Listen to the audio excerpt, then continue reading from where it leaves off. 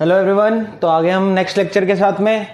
तो last lecture में हमने पढ़ा था electric field due to a charge ring, और याद है ना फॉर्मूला क्या था? ठीक है, फॉर्मूला था अगर ये रिंग है हमारे पास और ये रेडियस r है और डिस्टेंस x है तो इस डायरेक्शन में इलेक्ट्रिक फील्ड होगी अगर ये पॉजिटिव चार्ज है तो। ठीक है, अगर नेगेटिव चार्ज होगा तो इस डायरेक्शन में। ठीक है, और मैग्नीट्यूड क्या होगा इलेक्ट्रिक फील्ड का? Magnitude Q x upon r square plus x square की पावर 3/2। ठीक है, ये Q क्या है इसमें? Total charge. x क्या है यहाँ से यहाँ की डिस्टेंस, r क्या है r क्या है? रेडियस। उन्होंने बताया था इलेक्ट्रिक फील्ड मैक्सिमम क्या होगी यहाँ से कितनी डिस्टेंस दूर, r/√2। ये कॉम्पिटिशन के लिए इंपॉर्टेंट बताया था। वैसे जनरल पूछते नहीं, कॉम्पिटिशन में पूछ लेता है कि कितनी डिस्टेंस में मैक्सिमम होगी, क्योंकि इधर भी जीरो है और जैसे जैसे दूर जा रहे हो तो भी जीरो होती जा रही है। ठीक है, तो एक ग्राफ भी बनाया था मैंने इलेक्ट्रिक फील्ड का विद टाइम, ऐसा कुछ बना था। ठीक है, विद डिस्प्लेसमेंट, और इस साइड उल्टा बन जाएगा। ठीक है चलिए, तो आज हम नए लेक्चर के साथ आगे। आज का जो लेक्चर है वो क्या है हमारा, सामने लिखा हुआ ही है, इलेक्ट्रिक फ्लक्स। ठीक है, और अब लेक्चर ऑलमोस्ट चैप्टर्स खत्म होने वाले हैं हमारे। इलेक्ट्रिक फ्लक्स रह गया, गॉस थ्योरम रह गई और एप्लीकेशन ऑफ गॉस थ्योरम करनी है हमको, तो फर्स्ट चैप्टर हमारा कंप्लीट हो जाएगा। तो व्हाट इज फ्लक्स? अब देखो बहुत ही लेमैन लैंग्वेज में समझते हैं फ्लक्स क्या होता है। फ्लक्स पहले तो किसी एरिया का होता है। ठीक है, इलेक्ट्रिक फ्लक्स, आगे मैग्नेटिक फ्लक्स भी पढ़ेंगे, तो इसलिए फ्लक्स किसी एरिया का होता है। तो मान लो मैं बोल रहा हूँ सामने से कुछ इलेक्ट्रिक फील्ड लाइन्स आ रही हैं। ठीक है, सामने से कुछ इलेक्ट्रिक फील्ड लाइन्स आ रही हैं और मैंने ये एक शीट रखी है ऐसे, मैंने पूछा बताओ इसमें से कितनी लाइन्स निकल रही हैं, इसी को बोलेंगे फ्लक्स। इस एरिया में से कितनी लाइन्स निकल रही है, इसको बोलेंगे electric flux of this area. ठीक है, यानी हर एरिया की कुछ, अगर मैं बड़ी शीट लूंगा तो ज़्यादा लाइन्स निकलेंगी, छोटी शीट लूंगा तो कम लाइन्स निकलेगी। तो ये जो इलेक्ट्रिक फ्लक्स है वो किस पे डिपेंड कर रहा है? पहली चीज़ तो इलेक्ट्रिक फील्ड लाइन्स पे, कि कितनी लाइन्स आ रही है। अब लाइन्स ही बड़ी कम आ रही है, इंटेंसिटी बड़ी कम है। ठीक है, मैंने क्या बोला था, इलेक्ट्रिक फील्ड लाइन्स को कैसे शो करते हैं हम? जो भी लाइन्स को शो करता है, अगर वो पास पास है, क्राउडेड है, तो क्राउडेड के केस में क्या होगी, लाइन्स ज़्यादा आ रही होंगी। ठीक है, तो अगर बहुत सारी लाइन्स आ रही है यानी इलेक्ट्रिक फील्ड काफ़ी कंसंट्रेटेड है और यही एरिया है, तो फ्लक्स ज़्यादा होगा।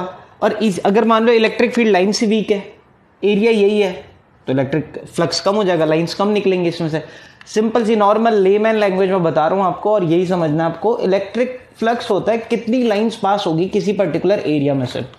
तो किन दो चीज़ों पे वो डिपेंड कर रही है? वो दो चीज़ नहीं, तीन चीज़ों पे डिपेंड कर रही है। पहली चीज़ वो इलेक्ट्रिक फील्ड पे डिपेंड कर रही है। इलेक्ट्रिक फील्ड इंटेंसिटी कितनी है, जितनी ज़्यादा इंटेंसिटी होगी इलेक्ट्रिक फील्ड की उतनी ज़्यादा, चाहे एरिया आपने कांस्टेंट रखा, शीट मैंने यही रखी, ठीक है, एरिया को कांस्टेंट रखा, तो मैंने देखा इलेक्ट्रिक फील्ड लाइन्स क्या हो गई, जितनी, अगर इलेक्ट्रिक फील्ड लाइन्स ज़्यादा है तो फ्लक्स ज़्यादा है।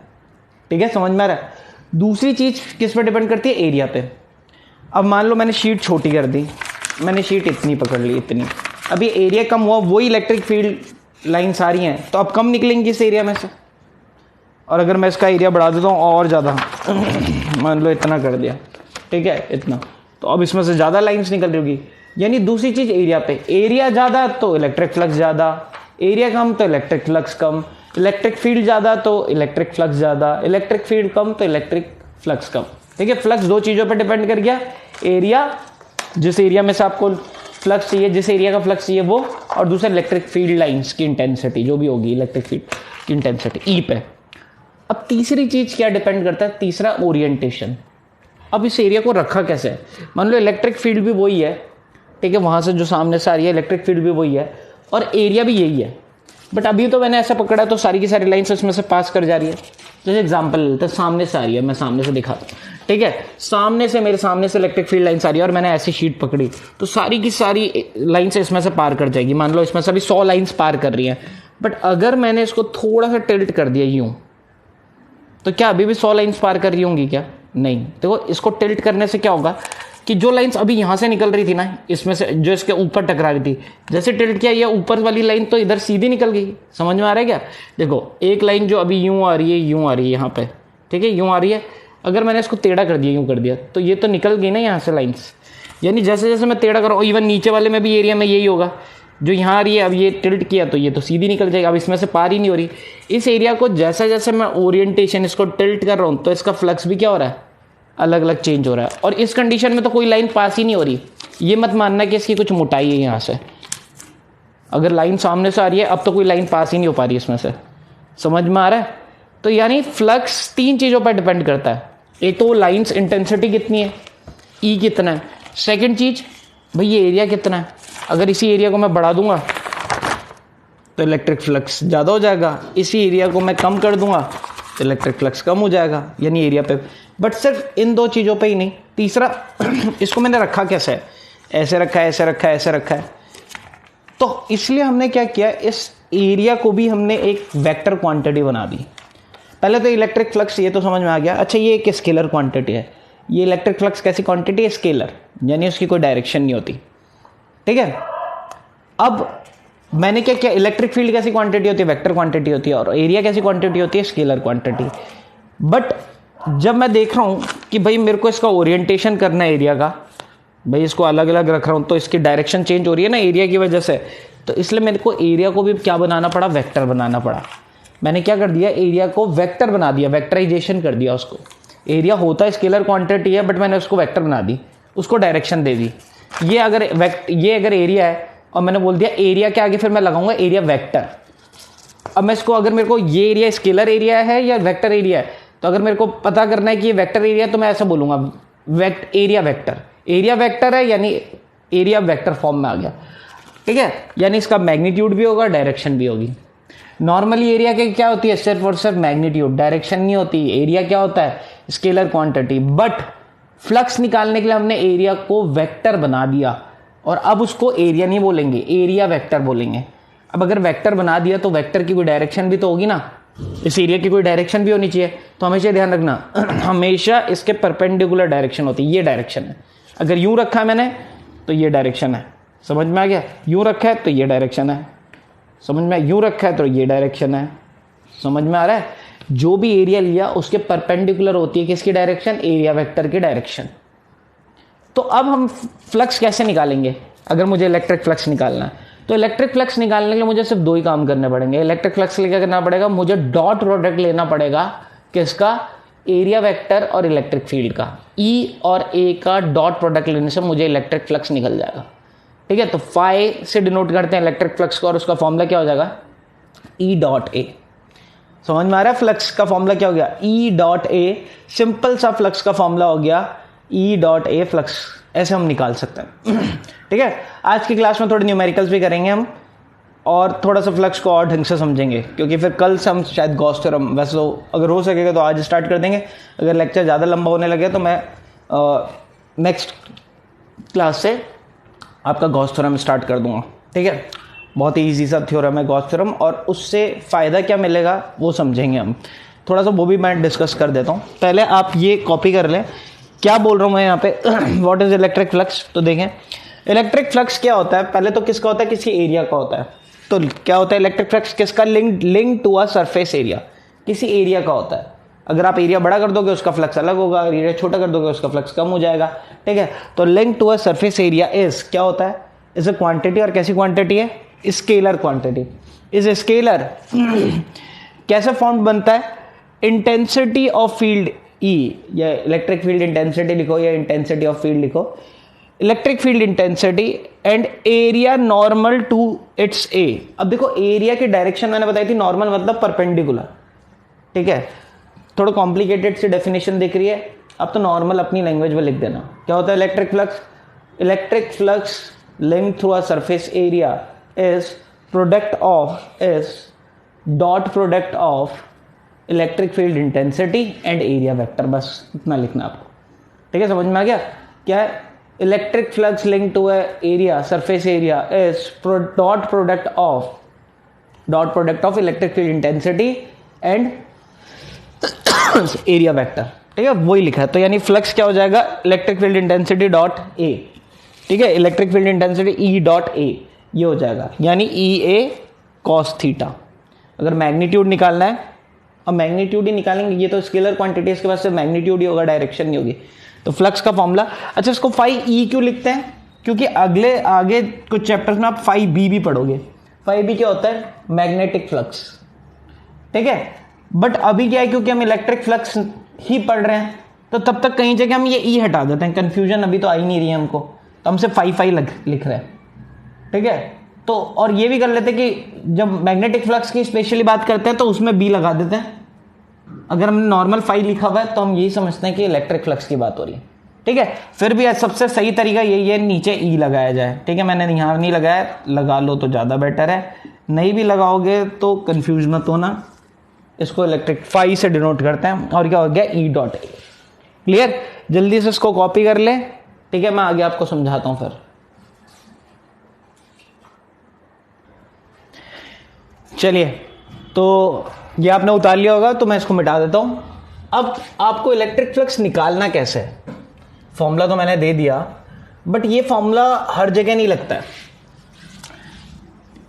मतलब फॉर्मूला तो यही है, बट क्या हो जाता है, इस फॉर्मूले में कुछ गड़बड़ हो जाती है। गड़बड़ क्या हो जाती है? ये गड़बड़ हो जाती है। देखो एक बात बताओ मुझे, जैसे मैंने बोला एक क्लास में 50 बच्चे हैं, ठीक है, और हर बच्चा जो है उसके पास 2 बुक्स हैं, हर बच्चे के पास 2 बुक्स हैं। तो मैं पूछ रहा हूँ, बताओ पूरी बुक्स कितनी है क्लास में? तो आपने क्या बोला? नंबर ऑफ बुक्स, जैसे एरिया होता है ना, एरिया है 2, जैसे बुक्स को एरिया की तरह डिनोट कर दिया, तो एरिया कितना दिया है? 2, ठीक है। और स्टूडेंट्स कितने टोटल? स्टूडेंट्स हैं 50, तो उसको ई की तरह ले लो, ठीक है। 50 एक, या तो बुक्स और ये ले लेता हूँ मैं स्टूडेंट, और ये ले लेता हूँ बुक्स। तो टोटल बुक्स कितनी होगी क्लास में? टोटल बुक्स कितनी होंगी? 100, 50 × 2। ये तो तब हुई जब हर बच्चे के पास कितना है? 2 बुक्स हैं।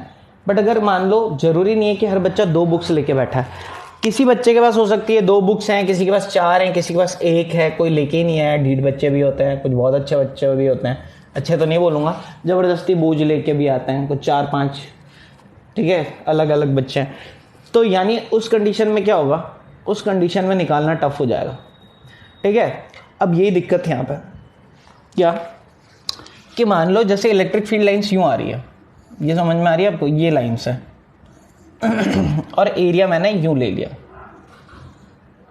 अब ऐसा अगर एरिया है ना, समझ, सामने से ये एरिया, इसमें कोई दिक्कत नहीं है, क्योंकि हर में से देखो वैसी ही लाइंस जा रही है। अगर मैं इसमें से एक छोटा पोर्शन लेता हूँ, उसमें से भी इलेक्ट्रिक फील्ड लाइंस उतनी ही जाएंगी।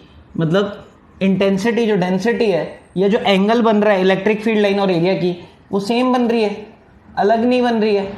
समझ में आ रहा? ओरिएंटेशन सेम है। अभी क्या होगा, अगर मान लो ये एरिया ऐसा होता कुछ टेढ़ा मेढ़ा होता। अब देखो मैं 3 डायमेंशनल बना रहा हूँ, अभी सामने से कैसा था? सीधा दिख रहा था। अगर मैं इस पेज को ऐसा रखूँगा, इस पेज को, तो आपको एक लाइन ही नज़र आएगी। बट अगर वो पेज टेढ़ा मेढ़ा पेज है, समझ में आ रहा है? कि मान लो वो एरिया ऐसा है,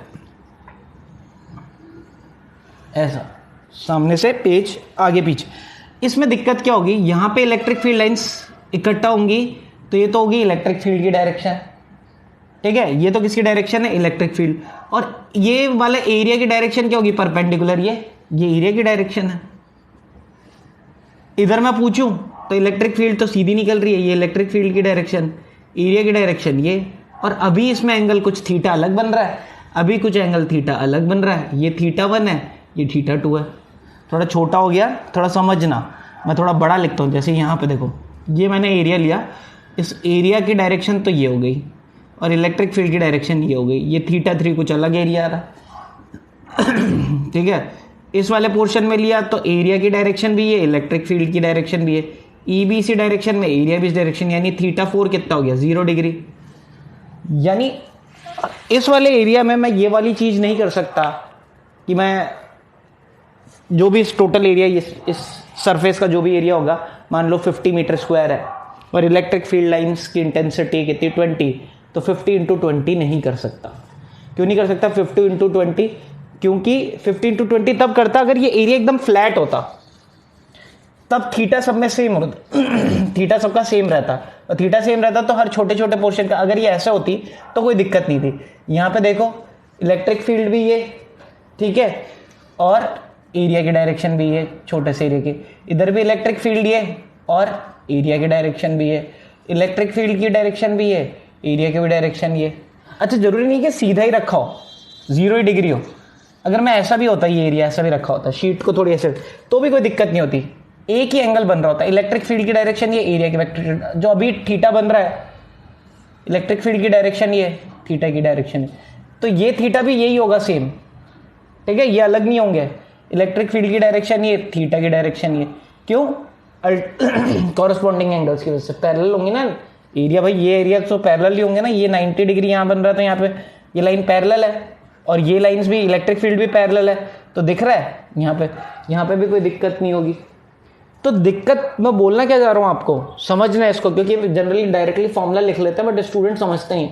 बोलना ही चाह रहा हूँ कि, और कई बार ऐसा भी हो सकता है इलेक्ट्रिक फील्ड लाइंस भी ऐसे नहीं आ रही हो, कम ज़्यादा भी आ रही हो, वेरिएबल आ रही हो। यहाँ पे तो यूनिफॉर्म आ रही है। जैसे कि मान लो ये क्यू चार्ज है, प्लस क्यू चार्ज रखा हुआ है। अब इससे लाइंस कैसे निकलती है इलेक्ट्रिक फील्ड लाइंस, बताया था, रेडियली आउटवर्ड। अब मैं अगर यहाँ पे लिखता हूँ, यहाँ पे ये एरिया वाला, अब इस बार मैंने स्ट्रेट ही एरिया बनाया, बट यहाँ पे गड़बड़ है। क्यों? देखो, एरिया यहाँ पे छोटा सा लेता हूँ, एरिया की डायरेक्शन तो ये, और इधर से जो इलेक्ट्रिक फील्ड निकल रही होगी उसकी डायरेक्शन ये, तो कुछ थीटा यहाँ पे ये बन रहा है। इस वाले पोर्शन में देखता हूँ तो एरिया की डायरेक्शन ये और इलेक्ट्रिक फील्ड की डायरेक्शन भी, यानी थीटा इस बार 0 आ गया, ठीक है। इधर देखो तो एरिया की डायरेक्शन तो ये, ठीक है, और इलेक्ट्रिक फील्ड की डायरेक्शन ये, तो यहाँ पे कुछ आ रहा है थीटा।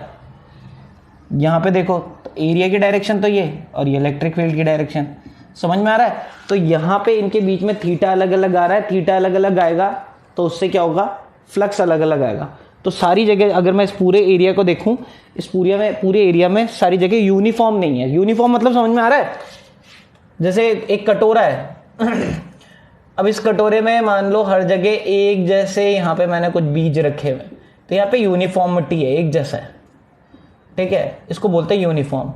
बट वो किस क्वेश्चन में आ रही थी, पिछले वाले। इधर यूनिफॉर्म नहीं, यहाँ पे समझ में आ रहा है, कहीं पे तो ज़्यादा लाइन्स है इलेक्ट्रिक फील्ड लाइन्स, यहाँ तो ज़्यादा हो गई, कहीं पे बिल्कुल ही कम है, कहीं पे फिर ज़्यादा हो गई, कहीं पे कम है। इस टाइप का फ्लक्स आ रहा है, लाइन्स हर जगह सेम नहीं निकल रही। तो मैं वो मल्टीप्लिकेशन वाला काम जो मैंने बोला था ना बच्चों के साथ कर सकता हूँ, वो नहीं कर सकता। उस कंडीशन के लिए हम क्या करते हैं, हम छोटा छोटा फ्लक्स निकालते हैं, ठीक है। हम क्या करते हैं, इधर का छोटा सा फ्लक्स निकाल दूंगा, इधर का फ्लक्स, और उस छोटे से फ्लक्स को क्या बोलूंगा, d5, ठीक है। पहले मैं छोटा सा फ्लक्स निकालूंगा छोटे से एरिया का। छोटे से एरिया को हम क्या बोलेंगे, छोटे से एरिया को या तो dA बोलेंगे या ds बोलेंगे, ठीक है। क्या बोलेंगे, dA या ds। तो पहले छोटे से एरिया का फ्लक्स निकालो और फिर उसको इंटीग्रेट कर दो, फिर सारे इनको जितने छोटे छोटे सबको ऐड कर दो तो निकल जाएगा, ठीक है, समझ में। तो जो नेक्स्ट है हमारे पास जो टॉपिक है, उसको समझाने के लिए मैंने इतनी सारी चीजें आपको बताई। तो टॉपिक लिख लो,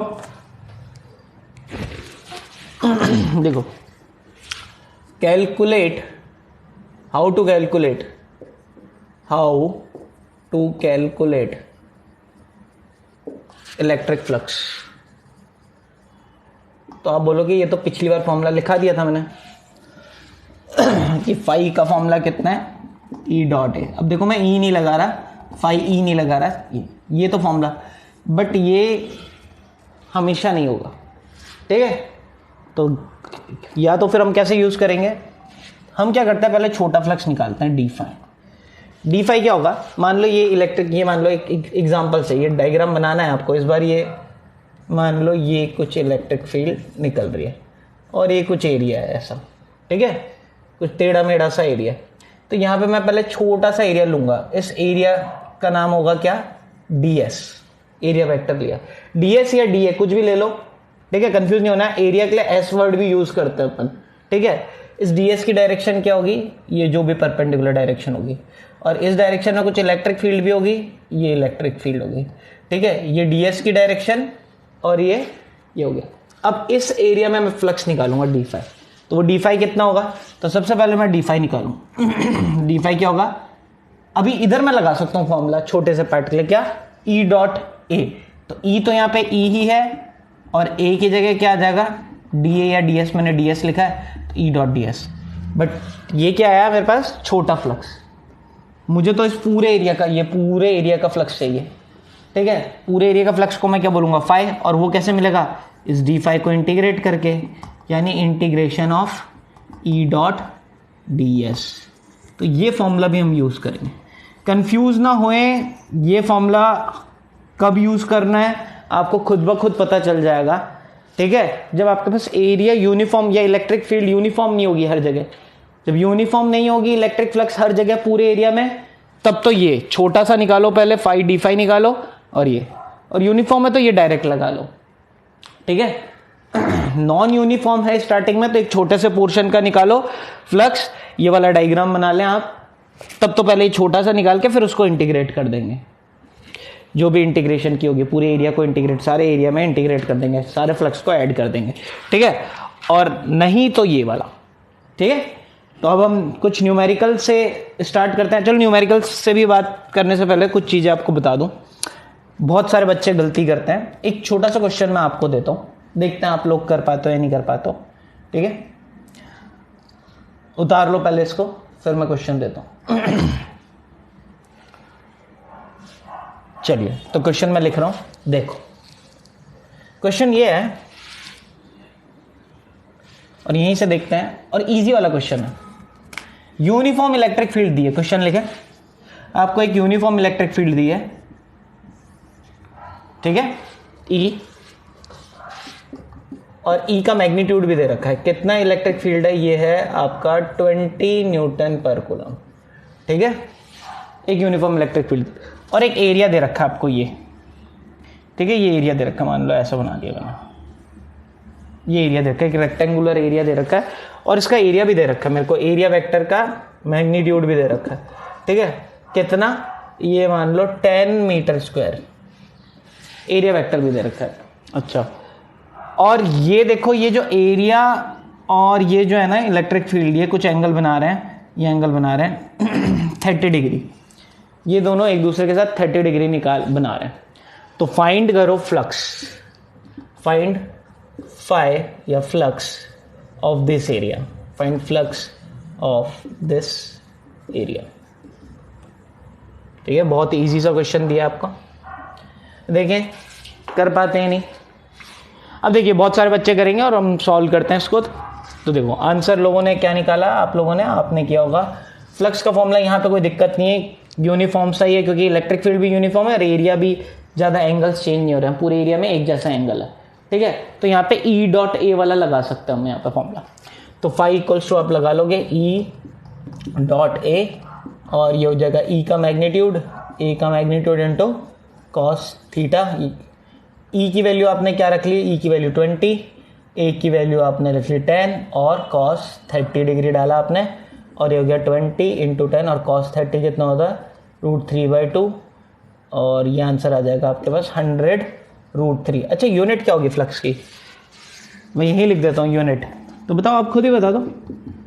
न्यूटन पर कूलम तो होती है इलेक्ट्रिक फील्ड की यूनिट, और एरिया की मीटर स्क्वायर, तो न्यूटन पर कूलम मीटर स्क्वायर, ठीक है। तो न्यूटन पर कूलम या न्यूटन मीटर स्क्वायर पर कूलम, ठीक है, ये हो गया। तो लिख लेंगे 100√3 न्यूटन मीटर स्क्वायर पर कूलम। अच्छा, डायमेंशंस भी निकाल लेंगे ना, सिंपल। फोर्स की डायमेंशन यहाँ पे, चार्ज की डायमेंशन यहाँ पे, एरिया की डायमेंशन यहाँ से, तो फ्लक्स की डायमेंशन आ जाएगी, ठीक है। मैंने निकाल के दे रहा हूँ आपको, बट अभी आप सॉल्व करेंगे, नोट्स बना रहे होंगे उसमें सॉल्व करेंगे और वो लिखेंगे आप, ठीक है। यहाँ फोर्स की डायमेंशन, यहाँ चार्ज की डायमेंशन, और यहाँ एरिया की डायमेंशन। फोर्स की डायमेंशन हेल्प कर दे रहा हूँ, m1 L1 T-2, चार्ज की डायमेंशन AT, और एरिया की डायमेंशन L², ठीक है। सबको सॉल्व कर देंगे। चलो, तो जिन्होंने ये आंसर किया है वो बिल्कुल भी सही नहीं है, ठीक है, ये गलत हो गया। अभी गलत क्यों हो गया, तो सोचे नहीं वो वाला फॉर्मूला, अपनी फॉर्मूला यही लगेगा। दिक्कत ये है, थीटा आपने गलत ले लिया। अब मेरे को बताओ, एरिया वेक्टर की डायरेक्शन कहाँ पे, ये 30 डिग्री एंगल, इलेक्ट्रिक फील्ड तो ये रहा, बट एरिया वेक्टर तो परपेंडिकुलर होता ना, ये है ना एरिया वेक्टर की तो डायरेक्शन। एरिया वेक्टर ये थोड़ी है, ऐसी शीट पड़ी हुई है, मैंने बताया ऐसी शीट पड़ी हुई है, तो इसका मतलब ये थोड़ी है कि ये एरिया वेक्टर की डायरेक्शन है। शीट ये पड़ी हुई है आपके पास, ऐसी पड़ी हुई है, तो एरिया वेक्टर यूँ होगा। शीट यूँ पड़ी है, एरिया वेक्टर यूँ होगा। शीट यूँ पड़ी है तो एरिया वेक्टर यूँ होगा। समझ में, परपेंडिकुलर नॉर्मल होता है। अब यहाँ पे एरिया वेक्टर ये है, अब देखो ये तो 90 डिग्री एंगल है, मतलब ये टोटल तो 90 है, इतना 30 हुआ तो ये कितना हुआ 60। तो मुझे पता चल रहा है इलेक्ट्रिक फील्ड इस डायरेक्शन में, एरिया वेक्टर इस डायरेक्शन में, यानी थीटा कितना यूज़ करेंगे 60। तो यहाँ पे आपने बस ये थीटा की ही चेंज करना है आपको। तो आंसर क्या होगा, तो बस E की वैल्यू 20, A की वैल्यू 10 और cos 60 लगाओगे आप। तो cos 60 लगाओगे, cos 60 कितना होता है 1/2 और आंसर कितना आ जाएगा 100 न्यूटन मीटर स्क्वायर पर कूलम। ठीक है, इतना फ्लक्स आ जाएगा आपके पास। समझ में आया? तो ये बड़ा कॉमन सा क्वेश्चन है और ये बहुत बच्चे गलती कर देते हैं। ठीक है, और स्कूल में या पेपर में दिए ही होता है कि एरिया बिटवीन द शीट या area between angle between the area and electric field is theta या 30 डिग्री या 60 डिग्री जो भी दे देंगे और आपको निकालना है इलेक्ट्रिक फ्लक्स। तो बच्चे वो को लगता है तीनों चीज़ें गिवन है, ई भी गिवन है, ए भी गिवन है, एंगल भी गिवन है और डायरेक्टली निकाल देंगे, तो यहाँ पे ये मिस्टेक कर देंगे। ठीक है, चलिए अब मैं कुछ क्वेश्चंस देता हूँ और भी क्वेश्चंस करेंगे। चलिए, एक इंपॉर्टेंट चीज़ मैं बताना भूल गया आपको, वो ये है कि आप electric flux of closed surface का इलेक्ट्रिक फ्लक्स कैसे निकालोगे आप। मतलब मान लो एक डब्बा है, ये हमारे पास एक क्यूबॉइड दे रखा है। अभी जरूरी नहीं क्यूबॉइड ही हो, कैसा भी सरफेस हो, क्लोज मतलब जो डब्बा बंद हो जाए। ठीक है, ये भी हो सकता है जो 3 डायमेंशनल सरफेस है, जैसे स्फीयर हो गया, क्यूब हो गया, क्यूबॉइड हो गया, कोन हो गया, या कोई भी, जरूरी नहीं कि ये पर्टिकुलर शेप्स, ऐसा कोई टेढ़ा मेढ़ा भी। अब ये पेंटागन नहीं है, ये एक डब्बा है, 3 डायमेंशनल है, ये 2 डायमेंशनल नहीं है, एक डब्बा है जो पेंटागन की शेप ऐसा दिख रहा है आपको। इधर से भी एक सरफेस है, इधर से भी सरफेस है, इधर से भी सरफेस, समझ में आ रहा है, इधर से भी ढका हुआ है, चारों तरफ से ढका हुआ है। ठीक है, तो इनका क्लोज सरफेस का फ्लक्स कैसे निकालोगे जब भी होगा। तो उसमें हम क्या करते हैं, देखो हर इस सरफेस को 4, ये इसमें कितनी सरफेस है, इसमें 6 सरफेस है। ठीक है, तो ये सरफेस 1 नाम दे दिया, इसको मैंने सरफेस 2 दे दिया, एक सामने वाली सरफेस 3 हो गया, ये सरफेस 4 हो गया। ठीक है, एक ये सरफेस सामने वाला हो गया, ये हो गया सरफेस 5 हो गया, एक छठी कौन सी रह गई, कौन सा छोड़ दिया मैंने, एक ऊपर भी रहेगा। ठीक है, और सरफेस 6, 2 तो ऊपर के हो गए, 2 तो ये हो गए ऊपर नीचे, एक इधर और एक इधर और एक इधर। ठीक है, ये 3 डायमेंशनल तो समझने में थोड़ी, तो ये 6 सरफेस होगी। सबका इंडिविजुअल फ्लक्स निकाल दो, कुछ भी इलेक्ट्रिक फील्ड लाइंस निकल रही हो इनमें से। ठीक है, और मेरे को निकालना है कितना फ्लक्स निकल रहा होगा इसका क्लोज फिगर में से। तो जो फ्लक्स होगा, नेट फ्लक्स जो होगा, फ्लक्स नेट, उसमें क्या करो, φ1 भी निकाल दो, φ2 भी निकाल दो, φ3 भी निकाल दो, φ4 भी निकाल दो, φ5 भी निकाल दो, φ6 भी निकाल दो। ठीक है, समझ में आ रहा है। यानी φ1 क्या है, आप E.ds निकाल दो। ठीक है, फर्स्ट वाले का, ठीक है, फर्स्ट वाले एरिया का निकाल दो, S1 का, E.ds निकाल दो S1 का, और E.ds निकाल दो। तो ये मतलब क्लोज, तो ये चाहे तो इसमें क्लोज मत लगाओ, चाहे तो बिना इसके भी इंटीग्रेट कर दो आप, S1 एरिया में कर दो, E.ds निकाल दो आप, S2 का E.ds निकाल दो। समझ में आ रहा है, ऐसे ऐसे करते हुए E.ds निकाल दो आप, 6 सरफेस का E.ds निकाल के ऐड कर दो, तो क्लोज सरफेस का। अब कोई बोले यार इसमें कितनी होगी, इसमें तो देखो वही करना पड़ेगा, एक छोटे से पोर्शन का E.ds निकालो, इस पोर्शन का E.ds निकालो, जिसको हम क्या बोलेंगे d5। पहले तो d5 निकालो, ठीक है, और d5 निकाल के उसको इंटीग्रेट कर दो पूरी सरफेस को। ठीक है, तो क्लोज सरफेस में जितनी सरफेस होंगी उनको निकालना पड़ेगा। अब ये क्लोज सरफेस के बारे में क्यों डिस्कस कर रहा हूँ, क्योंकि मैं जो नेक्स्ट टॉपिक है वो है गॉस थ्योरम, और वहाँ पे ये चीज़ काम में आएगी।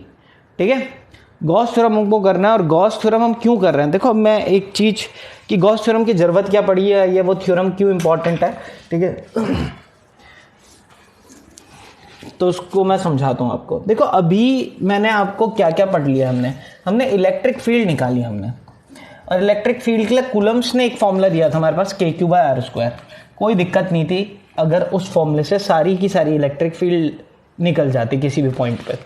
क्यों, क्योंकि वो जो KQ/R² है वो पॉइंट चार्ज की वजह से। तो मैंने ये तो बता दिया कि आर डिस्टेंस दूर, इधर इलेक्ट्रिक फील्ड की वैल्यू क्या होगी, मैग्नीट्यूड कितना हो जाएगा, k Q by are square. ये तो आपने निकाल दिया, ठीक है। फिर मैंने अगर एक डाइपोल भी बनाया हुआ है तो उसके लिए भी आपने फॉर्मूले निकाल दिए। मैं तो जनरल वाला फॉर्मूला बता देता हूँ। अगर ये थीटा एंगल है, आर डिस्टेंस है, तो यहाँ पे इलेक्ट्रिक फील्ड का मैग्नीट्यूड क्या हो जाएगा, k p upon r cube under root 1 + 3 cos square theta. ये भी मैंने आपको बता दिया था, ठीक है। और मैंने एक और चीज़ के लिए निकाल दिया कि अगर कोई रिंग है, ठीक है, जिसका रेडियस आर है और एक्स डिस्टेंस दूर, अगर मैं यहाँ इलेक्ट्रिक फील्ड पूछूं तो ये कितना हो जाएगा इसका मैग्नीट्यूड, तो ये हो जाएगा k q x upon r square plus x square की पावर 3/2, ठीक है। अब ये वाला में तो मेरे को पॉइंट वाला था, ठीक है, यहाँ कूलम्स का लॉ लग गया। ये भी मैंने कूलम्स के लॉ की हेल्प से सॉल्व कर लिया था, ठीक है। ये वाले में मेरे को दिक्कत आई इंटीग्रेशन से, और पहले हमारे कोर्स में था, अब तो हटा दिया है। इवन मैं पहले बच्चों को करा भी देता था, बट कोई मतलब नहीं है टाइम वेस्ट करने से। अगर लीनियर चार्ज, अगर एक वायर है, इसको चार्ज कर रखा है मैंने, एक ऐसा वायर है, और इधर से आर डिस्टेंस दूर, ठीक है, मुझे यहाँ पे इलेक्ट्रिक फील्ड निकालनी है। अच्छा, आर डिस्टेंस का जरूरी नहीं कि पॉइंट यही समझ में आएगा। आर डिस्टेंस दूर तो बहुत सारे पॉइंट हो सकते हैं। यही आर डिस्टेंस दूर तो ये वाला पॉइंट भी है, वही डिस्टेंस दूर, ठीक है। आर डिस्टेंस दूर ये वाला पॉइंट भी है। तो अगर मुझे यही वाले पॉइंट के बारे में बताना है तो मुझे ये बताना पड़ेगा इस एंड से कितना एंगल बना रहा है, मान लो φ1 एंगल बना रहा है, और इस एंड से कितना एंगल बना रहा है φ2। अब जब ये वाला क्वेश्चन करते थे तो खतरनाक इंटीग्रेशन लगता था, ठीक है, और बहुत ज़्यादा कन्फ्यूजन होता था, क्योंकि मैंने क्या बताया दिक्कत क्या होती है, करेंगे कैसे, इसमें भी एक छोटा सा पार्ट लेंगे dx, और वो dx कितना एंगल बना रहा होगा, उसमें चार्ज कितना होगा dq, फिर वो किधर की तरफ इलेक्ट्रिक फील्ड बनाएगा, वो इधर की तरफ बनाएगा, वो de, ऐसे de ये भी बनाएगा, ऐसे de ये भी बनाएगा, ऐसे de ये भी बनाएगा। अब क्या है, लास्ट वाले रिंग में तो हमको एक अच्छी चीज़ मिल गई थी कि हमने जैसा यहाँ लिया था डी, तो उनके साइन थीटा वाले कंपोनेंट कट हो गए थे, बट यहाँ ये चीज़ नहीं होगी, कट नहीं होंगे। ये वाला क्वेश्चन करने में, ये वाला डेरिवेशन करने में दिक्कत हो जाती थी काफ़ी, ठीक है। वैसे तो बोर्ड में आता भी नहीं था, बट कोर्स में दे रखा था तो लोग करते थे, कराते थे, टाइम वेस्ट होता था, तो बोर्ड ने ये हटाई दिया। और भी कोई भी फील्ड हो, मान लो मैंने यही पूछा आपको, मान लो ये शीट है, मैंने ऐसे चार्ज कर दिया शीट को, ये शीट है और इसको मैंने चार्ज कर दिया, ठीक है। अब मैं इसको पूछ रहा हूँ, बताओ यहाँ से आर डिस्टेंस दूर कितनी इलेक्ट्रिक फील्ड होगी। अगर मान लो मैंने ये भी बता दिया कि आपके पास इसके पास चार्ज क्यू है, तो आप ये नहीं लिख सकते के क्यू बाय आर स्क्वायर भी नहीं लिख सकते, ठीक है ना। आप वो चार्ज वायर वाला लगा सकते हो, मतलब आप नहीं लगा सकते यहाँ पे, ठीक है, फॉर्मूले। तो निकालना तो होगा ना, करना तो होगा, बट कैसे करें, तो वहाँ पे काम आएगा आपका गॉस थ्योरम, ठीक है। तो गॉस थ्योरम की हेल्प से हम क्या क्या देखेंगे, गॉस थ्योरम समझेंगे पहले, और गॉस थ्योरम की हेल्प से ना हम ये जो बड़ी बड़ी क्वांटिटीज़ है, जो पॉइंट ऑब्जेक्ट्स नहीं है, इन जो पॉइंट ऑब्जेक्ट्स नहीं है, इनकी वजह से भी इलेक्ट्रिक फील्ड निकालना सीख जाएंगे, ठीक है। जैसे कि हम क्या क्या सीखेंगे, हम सीखेंगे भाई ये लीनियर चार्ज वायर है, ठीक है, बताओ ये आर डिस्टेंस दूर कितनी इलेक्ट्रिक फील्ड बनाता है, ठीक है, ये निकालेंगे। और इवन ये भी निकाल लेंगे, ये प्लस एक पॉइंट चार्ज है प्लस क्यू, आर डिस्टेंस दूर ये कितनी इलेक्ट्रिक फील्ड बनाता है। ये वैसे हमको पता है के क्यू बाय आर स्क्वायर बनाता है, बट ये भी हम गॉस थ्योरम की हेल्प से डिराइव कर देंगे, ठीक है। और क्या डिराइव कर देंगे गॉस थ्योरम की हेल्प से, ये वाला जो मैंने बताया, जो कि जब हम इंटीग्रेशन से करते हैं तो बड़ा टफ पड़ता है, बट गॉस थ्योरम की हेल्प से ये टफ नहीं पड़ेगा। और गॉस थ्योरम में कुछ फ्लक्स नाम की चीज़ आती है, इसलिए हमने फ्लक्स पढ़ा, समझ में आया क्या। जो गॉस थ्योरम है उसमें फ्लक्स नाम का जिक्र है, कि फ्लक्स जो होता है क्लोज सरफेस का, वो उसकी कुछ वैल्यू बता रखी है, ठीक है। क्या बता रखी है वो मैं थोड़ी देर में डिस्कस करूंगा, बट उसके लिए तो हमने इलेक्ट्रिक फ्लक्स पढ़ लिया। बट ये आगे चल क्यों रहा है, अभी तक तो हमारा चैप्टर इलेक्ट्रिक फील्ड और ये सब ही चल रहा था, अचानक से इलेक्ट्रिक फ्लक्स क्यों निकालने लग गए हम, ठीक है। वो हम इसलिए निकालने लगे क्योंकि मुझे इलेक्ट्रिक फील्ड इसकी वजह से भी चाहिए, मुझे इलेक्ट्रिक फील्ड इसका भी निकालना है, ठीक है, एक शीट है उसका भी निकालना है आर डिस्टेंस दूर, और मुझे क्या करना है मुझे इसका भी निकालना है, एक स्फीयर है, अब ये पॉइंट ऑब्जेक्ट थोड़ी है, ये चार्ज है, तो बताओ आर डिस्टेंस दूर यहाँ कितनी इलेक्ट्रिक फील्ड होगी, यहाँ कितनी होगी इसका आर डिस्टेंस दूर, ये अंदर कितनी होगी, सरफेस पे कितनी होगी। और अगर मान लो मैंने इसको यूनिफॉर्म, ये इंसुलेटर का बना हुआ है, ठीक है, और अंदर चार्ज है, तो यहाँ कितनी होगी, यहाँ कितनी होगी, या अंदर कितनी होगी। ठीक है, समझ में आ रहा है। तो लीनियर चार्ज वायर का भी निकालना पड़ेगा, इसका भी निकालना पड़ेगा। ठीक है, इसका भी निकालना पड़ेगा, इसका भी निकालना पड़ेगा, पॉइंट चार्ज का भी निकालना पड़ेगा। चलो पॉइंट चार्ज का तो k3/r² हमको पता है। ठीक है, बट ये सब हम निकाल सकते हैं with the help of Gauss theorem. तो गॉस थ्योरम हमको हेल्प करता है ये इलेक्ट्रिक फील्ड निकालने के लिए, जो कि हम अगर इंटीग्रेशन से निकालने बैठे ना तो हालत ख़राब हो जाए। ठीक है, अब इतनी इंटीग्रेशन हम सबको आती नहीं है, और वो लगाने में भी साथ में वेक्टर इंटीग्रेशन चलो फिर भी सॉल्व करते हैं, बट वो इलेक्ट्रिक फील्ड क्या वेक्टर है, विद डायरेक्शन भी आ रही है। ठीक है, तो उनसे बचने के लिए हमने गॉस थ्योरम पढ़नी है। और गॉस थ्योरम क्या बोलता है अभी मैं समझाता हूँ, नेक्स्ट क्लास में गॉस थ्योरम पढ़ा दूंगा।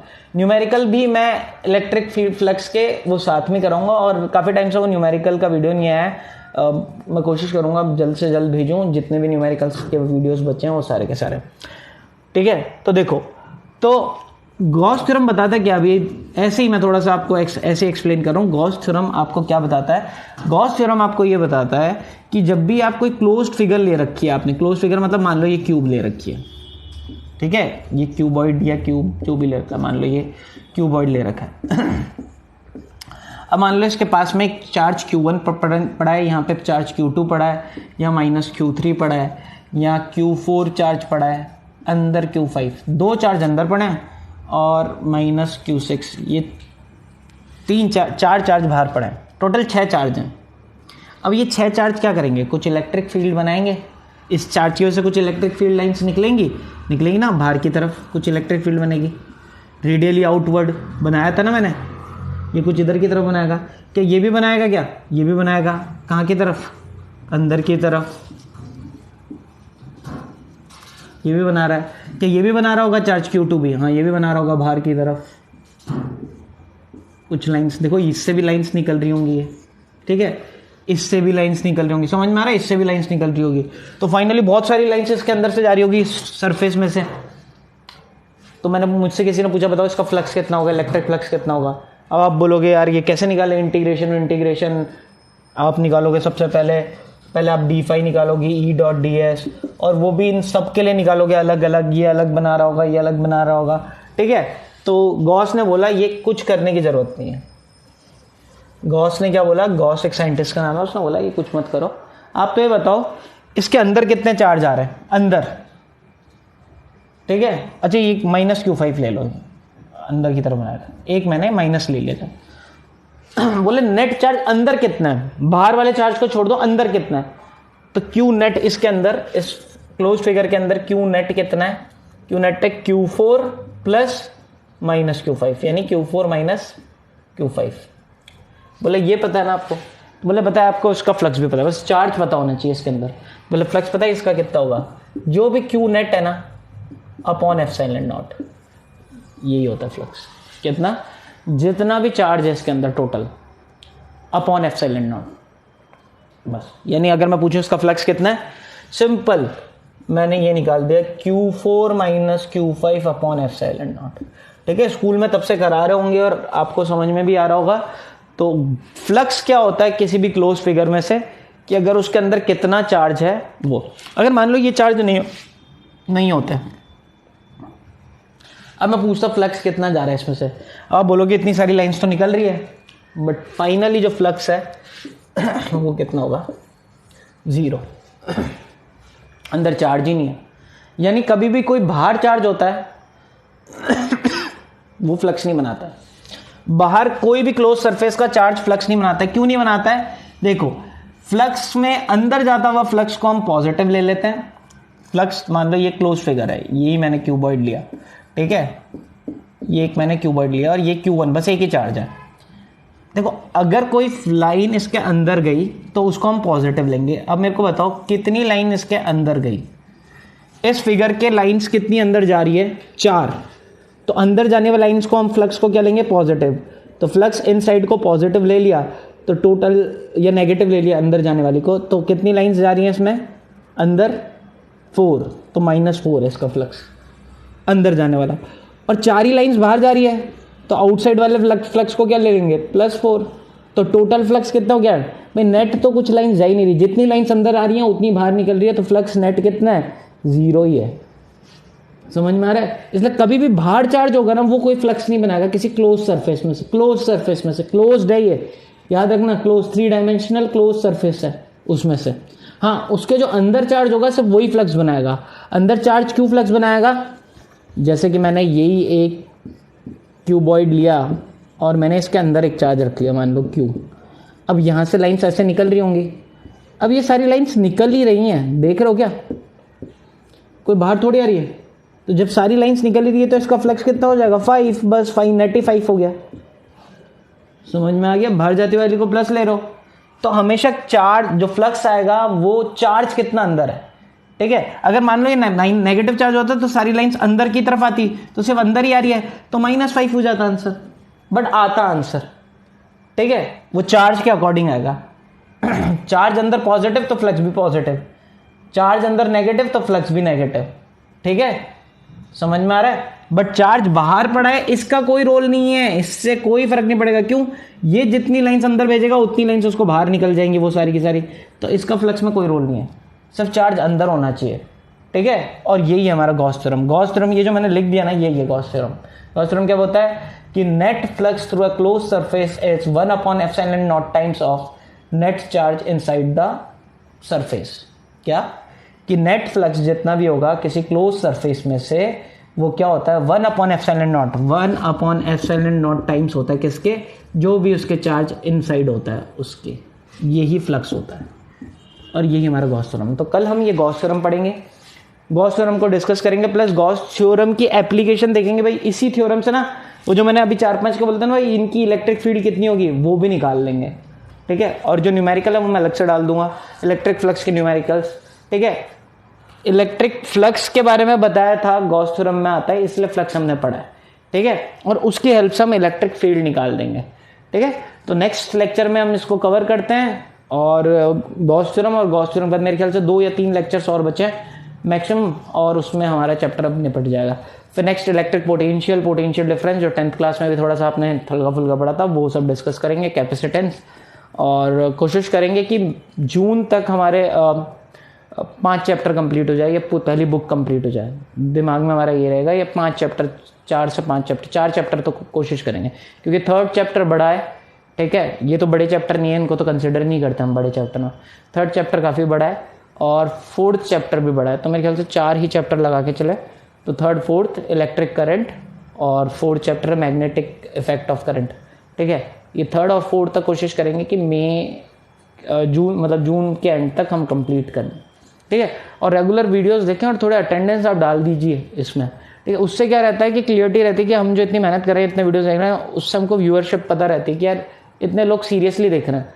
अब जब लगता है कि 4-5 बच्चे देख रहे हैं, 2-3 बच्चे देख रहे हैं, तो क्या होता है कि थोड़े इंटेंशंस वीक हो जाती हैं। ऐसा लग रहा है यार इतनी मेहनत कर रहे हैं कई बार कि अब सब क्वारंटाइन में, सब आप लोग भी, मतलब इतनी तो आप लोग भी मेहनत नहीं कर रहे हो और हम थोड़ा उठ के आ रहे हैं और लिख रहे हैं, थोड़ा कंटेंट बनाने की कोशिश कर रहे हैं। और कुछ वीडियोस जो हम थोड़ा सा पैड पे लिखते हैं उसमें काफ़ी टाइम लगता है, फिर इनको एडिट करते हैं, ठीक है। इतना ईजिली नहीं है सारी चीज़ें, ठीक है, सारी चीज़ें बनानी पड़ती है, तो फिर उसको अपलोड करते हैं, तो कोई देख ही नहीं रहा है तो फिर कोई मतलब नहीं है ना। तो वो इंटेंशन सिर्फ इतनी है कि जो आप लोग देख रहे हो तो हमको पता चले, और फिर हमको क्या थोड़ा खुद भी एंथुजियाज्म आता है कि यार वर्कआउट करो, इतने बच्चे देख रहे हैं, उनके लिए आप मेहनत कर रहे हो, किसी बच्चे का नुकसान नहीं होना चाहिए, ठीक है। तो कोशिश करो कि आप अपनी अटेंडेंस डाल दो जिससे पता चले कि इतने बच्चे देख रहे हैं, और फिर उतना ही थोड़ा सा स्पीड अप। अब उसमें बीच में इसीलिए कई बार वीडियोस नहीं आते, 4-5 दिन नहीं आ रहे हैं, हफ्ते भर नहीं आते, तो वो इसलिए नहीं आते क्योंकि लगता है यार कोई देख तो रहा नहीं है, कोई मेहनत नहीं करना है। दूसरा, अगर आपने स्टार्ट कर दिया रेगुलरिटी से देखना, तो अभी ये बैकलॉग पूरा ख़त्म करो, स्टार्टिंग से देखो, ये नहीं बीच में से उठ के आ गया, ठीक है। आपके पास टाइम है, सुबह बैठो, इस बार संडे को भी स्कूल की छुट्टी होगी, संडे को पूरे वीडियोस ख़त्म कर देना। कोई भी वीडियोस कहीं से भी ऐसे छोड़ने नहीं है, स्टार्टिंग से सारे ख़त्म करना है, तो ही कोई फ़ायदा है, ठीक है। क्योंकि फिर आगे वाले चैप्टर्स भी तभी समझ में आएंगे और ये वाला चैप्टर भी तभी समझ में आएगा, ठीक है। मैं छोटी छोटी चीज़ें, प्लस न्यूमेरिकल वाले वीडियोस बहुत इंपॉर्टेंट है, ठीक है। तो अभी तो 2 ही वीडियोस आए हैं, तो कोशिश करता हूँ कम से कम इस चैप्टर के 6 से 7 वीडियोस, 7-8 वीडियो, 8-9 वीडियो बनेंगे, और फिर अरिहंत के वीडियोस बनेंगे। तो अरिहंत तो मैं 2 चैप्टर जैसे कंप्लीट हो जाएंगे तब निकालूंगा, इलेक्ट्रिक फील्ड, इलेक्ट्रिक पोटेंशियल के। तो देखते हैं, तो इसलिए थोड़ा सा उसको रेगुलरली देखें, ठीक है, और थोड़ी सी मेहनत करें, न्यूमेरिकल्स भी करना स्टार्ट करें। जो भी बुक आपके पास पड़ी है, एनसीईआरटी को कम फॉलो करो, क्योंकि बच्चे सोचते हैं एनसीईआरटी, क्योंकि एनसीईआरटी में एक प्रैक्टिस के लिए इतने क्वेश्चंस नहीं है और सीक्वेंस भी ढंग से दिया नहीं रहता है। तो कोई भी आपके पास दूसरी बुक्स है, प्रदीप से है, एस एल अरोड़ा है, या आपके पास कोई इवन किसी बड़े इंस्टीट्यूट का मटेरियल भी है, तो आप उसको भी फॉलो कर सकते हो। ठीक है, वो भी सिस्टमेटिक ही दिया रहता है। दिक्कत यही है, एनसीईआरटी को थोड़ा कम फॉलो करें, या सीधे एचसी वर्मा को भी आप फॉलो कर सकते हो, बट पहले चैप्टर कंप्लीट हो जाओ उसके बाद। ठीक है, अब इतना टाइम नहीं है तो आप कोशिश ये करें, बोर्ड पे भी फोकस करना है तो थोड़ी सी इन बुक्स पे ज़्यादा फोकस करें, और अरिहंत जरूर करनी है प्रीवियस ईयर के क्वेश्चंस की। ठीक है, इसलिए मैं वो उसके लेक्चर डालूंगा। रिजल्ट उन्हीं का, इस बार भी बच्चों के उन्हीं के रिजल्ट अच्छे थे जिन्होंने वो अरिहंत की थी। जिन्होंने नहीं कर रखी थी, जिन्होंने सिर्फ चैप्टर्स के थ्योरी कर रखी थी या चैप्टर पढ़ रखे तो लग रहा था कि नहीं हम तो हो जाएगा, उनको पता ही नहीं चला कि क्वेश्चन लिखे हुए किस लैंग्वेज में आते हैं। डायरेक्टली नहीं पूछता, ये सारी चीज़ें पढ़ रहे ना, ऐसा पूछता ही नहीं है। जब हम अरिहंत करेंगे तो देखना क्वेश्चंस अलग ही तरीके के दिखेंगे आपको, और आप बोलोगे यार ये तो, बट ये बेस है, अगर ये नहीं आता होगा तो वो क्वेश्चन भी नहीं कर पाएंगे। कुछ बोले कि सीधे वो क्वेश्चन ही करा दो फिर, ठीक है, बट वो आपको समझ में ही नहीं आएगा ना जब तक आपका बेस स्ट्रांग नहीं होगा। तो बेस भी स्ट्रांग करना जरूरी है और वो क्वेश्चंस भी करने जरूरी हैं। ठीक है, तो दोनों कवर करने ढंग से करें और रेगुलरिटी रखें। Okay, thank you.